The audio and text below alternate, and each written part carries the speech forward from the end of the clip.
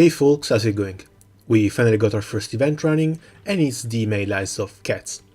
For this event though, we're going to need a couple more win characters. We can get one from the Duelist of Eternity side story, and our second one is going to be Rosetta, which we will get by completing the chapter 14 of the main story, which also treats us with some pretty nice new art, as well as a practical demonstration on why, after all, Lyria is still the best girl.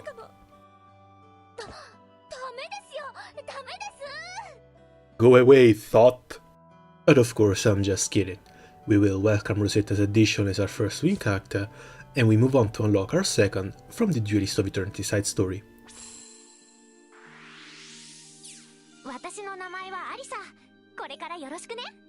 Arisa joins us as soon as we click the button, but we will come back to farm for Luna, the Bellringer Angel, which is a fairly decent summon, as well as both of the SSR weapons, which carry an EX skill.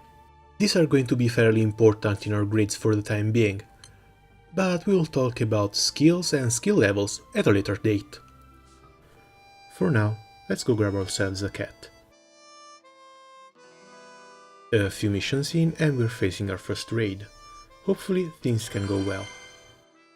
Now, the main reason to farm this raid is to get the host materials for the more advanced version.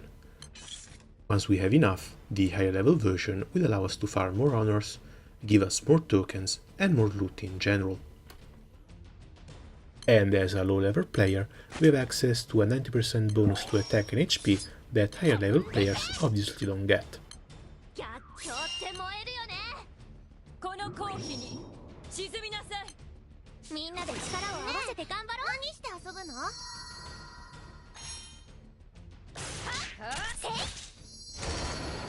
Well, we're doing no damage. We will have to call for backup fairly soon. I just want to try and get some honors while I'm on the way. For now, we will open to everyone, since we don't have a friend list nor a crew. I should probably make a Twitter to link to this account, since tweeting your raids is a very fast way to get them filled. And while we wait for more people to join in and kill our raids for us, I'm just going to try and stack up some more honors.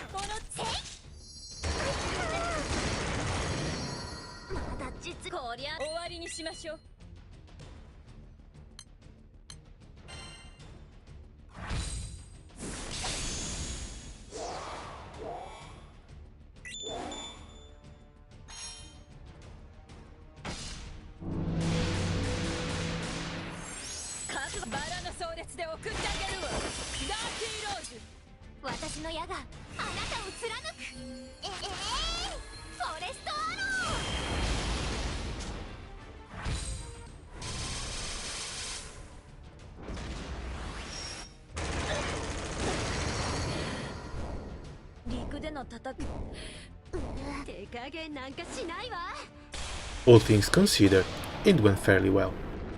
Also, don't worry if you die in here, this is completely normal.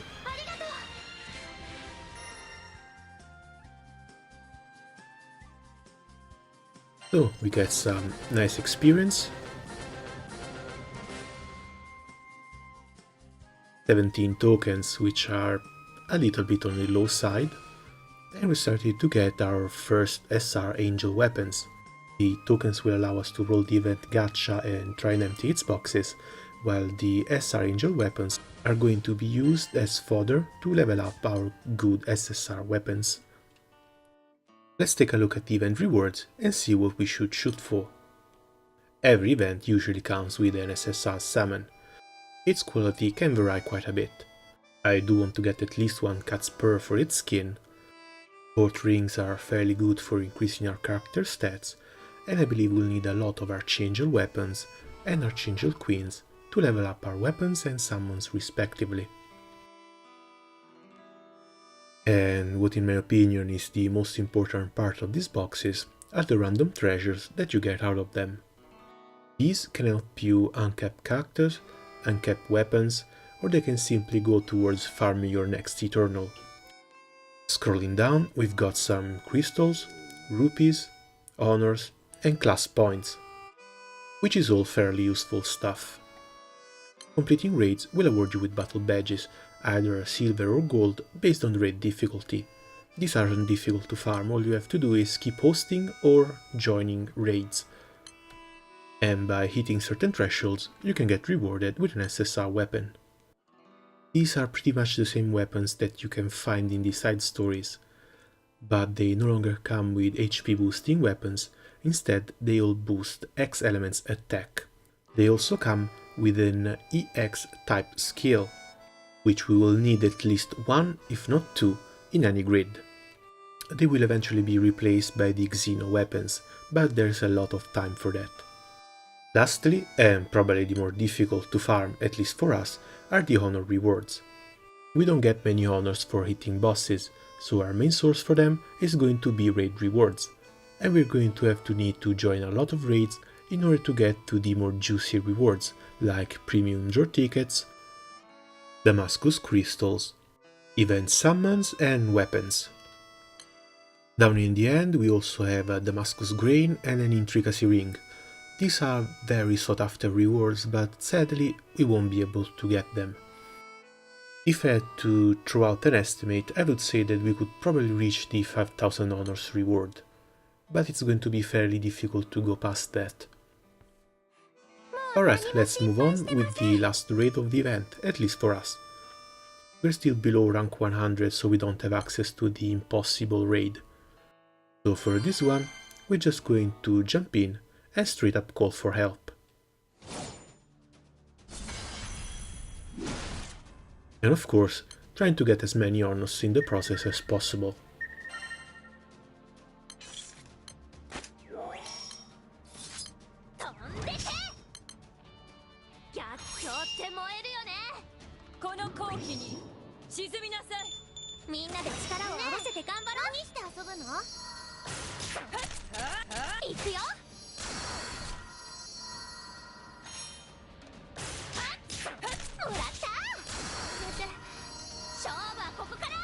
Wow, that was fast.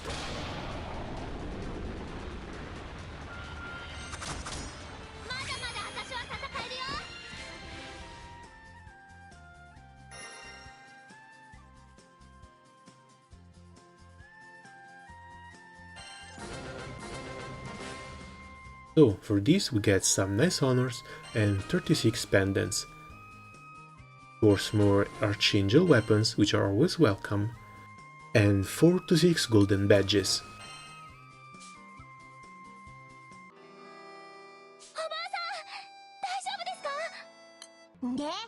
By completing the ending, we finally get our cat. And of course, we've got to name him. And if I told you that it took me less than 10 minutes to choose a name, I would be lying to your face. Instead, this is what I went through. I could have picked Ringo if Ringo was the actual name instead of its translation, which is Apple. Instead, on and on I went. Oliver would have been a good pick as well, but Neko-chan-chan? Hardly the correct translation.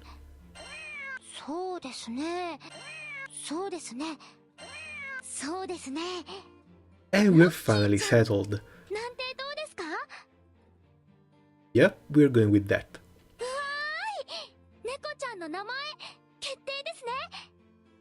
Definitely. And confirm. And now we are finally done with the hardest part of the event.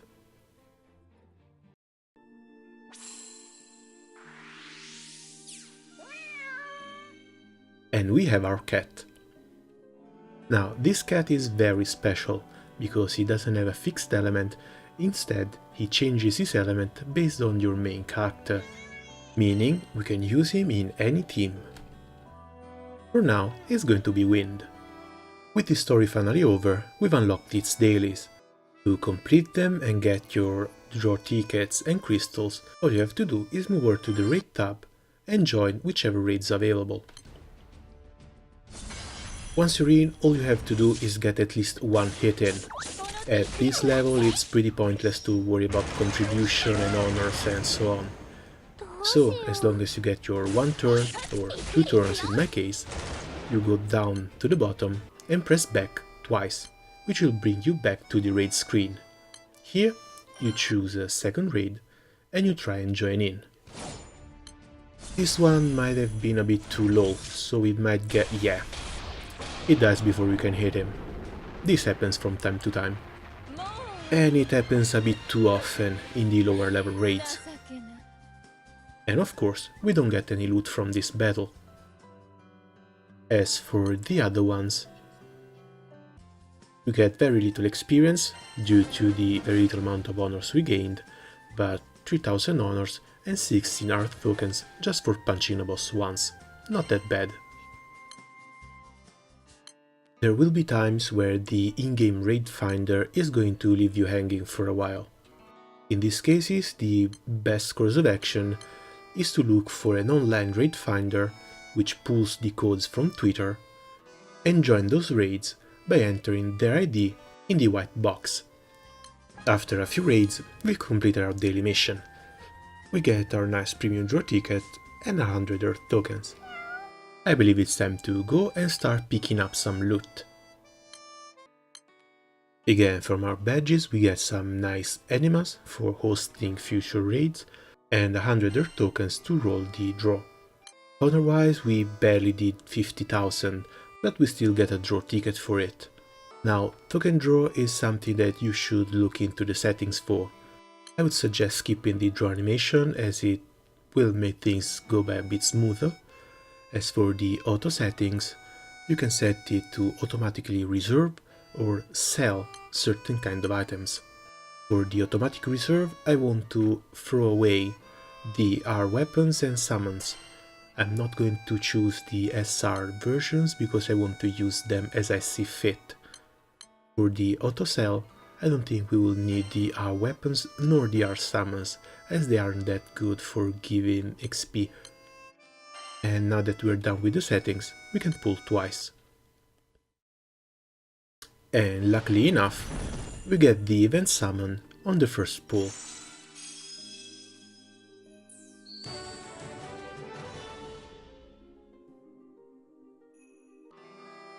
We also get our coronation ring, a ton of archangel weapons and angel weapons, some archangel summons, and a lot of random treasure. Many of these are going to be uncapped materials, so everything's welcome. Now, the moment you pull your summon out of your box, you can reset it, but I want to wait a bit longer, mainly because I didn't get the lineage ring out of it. So I'm going to roll again.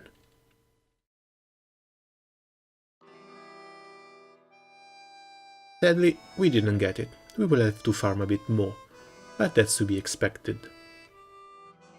So let's go pick up everything from our limited tab and see if there's something we can use.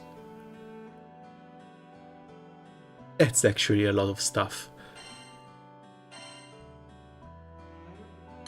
From the non-limited instead, there's all the crystals from the story and a draw ticket. We didn't manage to get an event weapon yet, but the event summon deals some damage, has a charm effect that's pretty good, and an AoE heal, which is also fairly decent. The 60% boost to earth attack gets lowered each turn down to 20%, but considering that most of our fights are fairly short, I believe we can use this summon as our main earth summon for the time being. So, getting our new cat and a couple more characters unlocks some more Fate episodes for us. These are very useful for getting to know your characters a bit better, and of course for the 50 crystals that come by unlocking each of them. These Fate episodes are also a requisite for unlocking the character's third skills, so I will take a little bit of time and go through most of the ones I need. Now, after unlocking a few skills, it's time to go back to the event. This time, let's try the solo content, the normal, hard, and hopefully the very hard mission. For the first mission, we will face 3 dark rats, so the game is telling us to use a light element, but we have none, so we are going with wind anyway. The first mission is actually just 3 level 10 rats, and it's easy enough.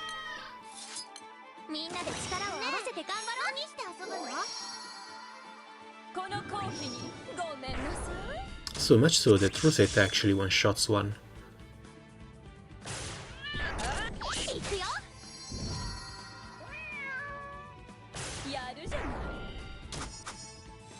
Well, let's move on to the next one.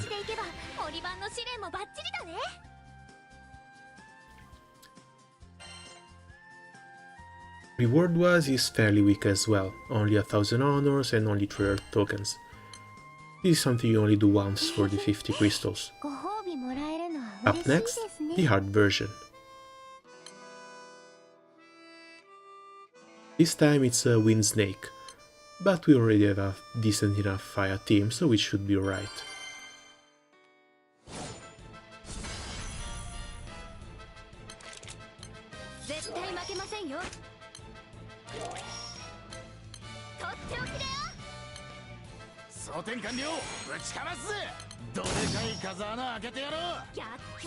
Judging from the skills, it looks like he's got a fair bit more HP.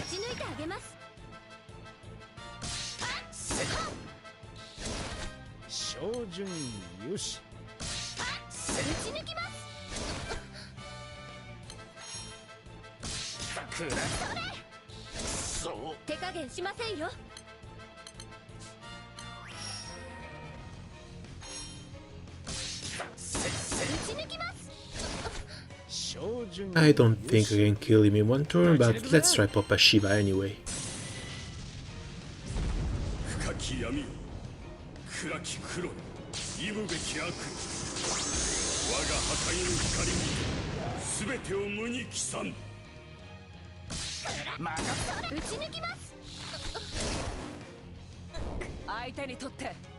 Ouch, but it's about done anyway.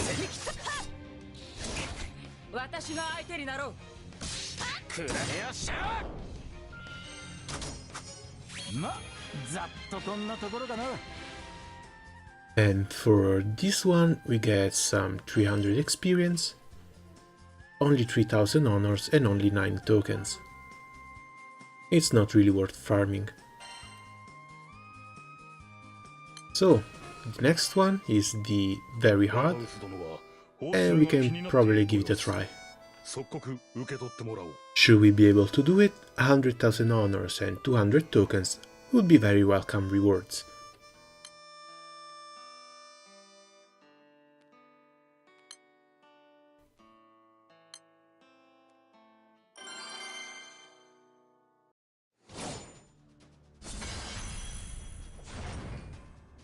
So, as usual, we buff up and try and poke him with a couple of skills to see how much health it has.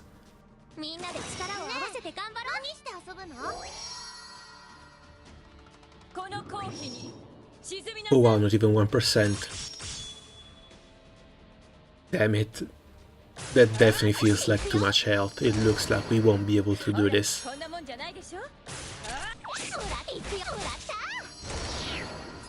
So, it will seem like we will have to farm the event the old-fashioned way. In the end, out of it, all I want are 4 copies of the event summon, 4 copies of the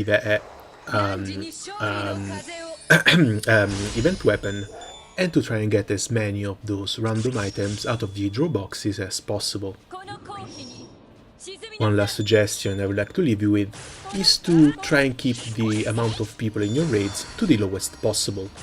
That is due to the MVP system, meaning that the person with the highest honors gets an extra red chest of his own, and the second and third place honor-wise also have a chance of getting that chest. For the same reason, whenever you see a raid that's below 25% HP and there's only one player in it, you can probably try and join it in order to score one of these MVP chests. And as far as the granting goes, 36 tokens per raid, as well as nearly 16,000 honors, is honestly not as slow a pace as I was expecting in the beginning. In just a couple of days and without even playing that much, I've managed to grind 300,000 honors, and I can probably shoot for the 500,000 honors reward. I already have 2 summons and 2 weapons, so the finish line for this event is approaching fairly quickly. For now, that is all. I guess we'll see you all with the next episode before the Proving Ground hits us. See you then!